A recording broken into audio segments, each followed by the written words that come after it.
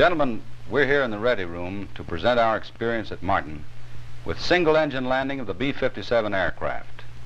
We have set up a projector to show you film of 3 such landings.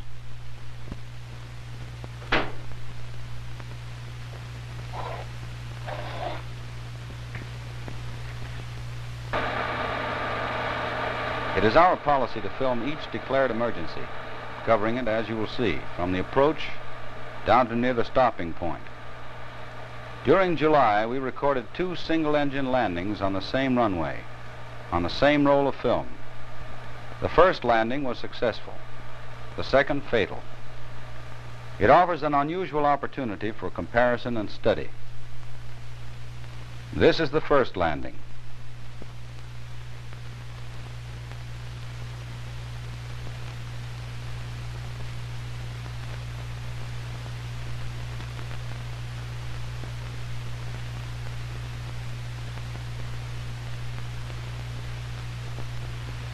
No difficulty develops.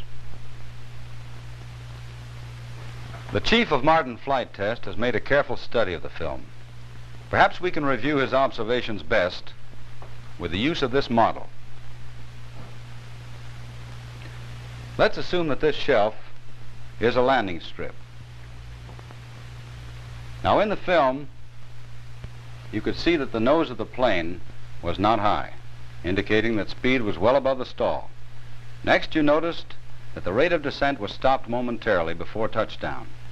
This is not absolutely necessary unless the rate of descent exceeds structural design limits of the landing gear. The control column is eased forward and the landing made on 3 points. Braking should start immediately, and the B-57 will roll to a safe stop.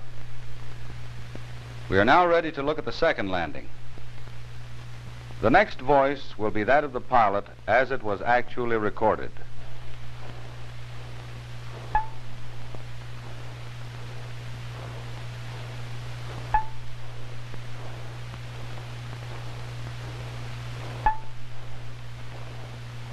I'm going to take her around.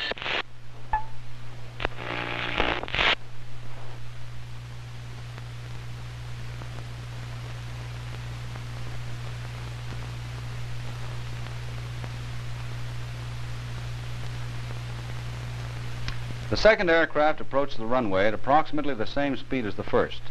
The pilot stopped his rate of descent too soon and did not relax his flare.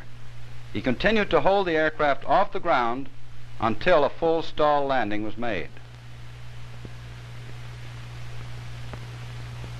We can deduce that 2 errors were made in the second landing, one of flying technique, the other of judgment.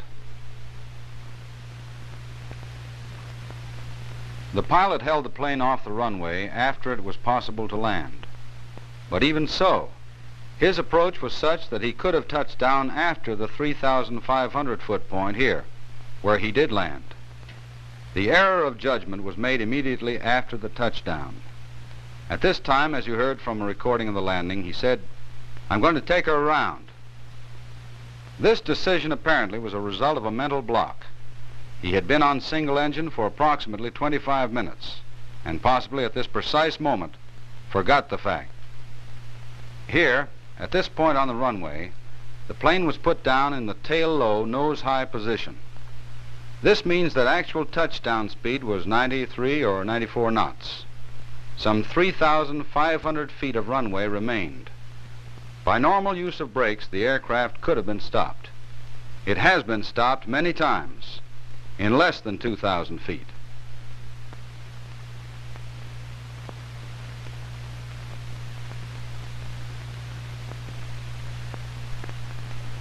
The important thing to remember is that this particular aircraft could have been stopped. At the worst, it might have been down to a very low rate of speed at the end of the runway. Collision damage would have been minor. I think now we can summarize a definite procedure for single-engine landing of the B-57.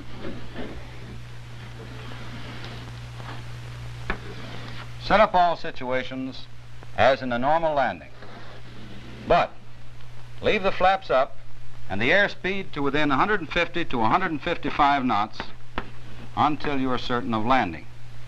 This means that if you are not below 400 to 500 feet and you miss the field, you can go around again with no sweat. If the airplane is not too heavy, it will fly with the gear down as long as the flaps are up. Certainly at 155 knots, you can apply power, get the gear up, and make a go around. But one thing is obvious.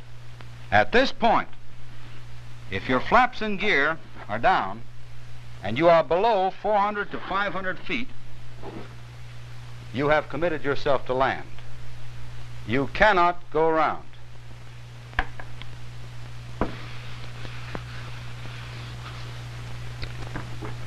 Get the plane on the ground. Get on the brakes. Use as much as you think you can without skidding. If the aircraft skids, release the brakes slightly. Let the wheels start rotating. Then apply the brakes again.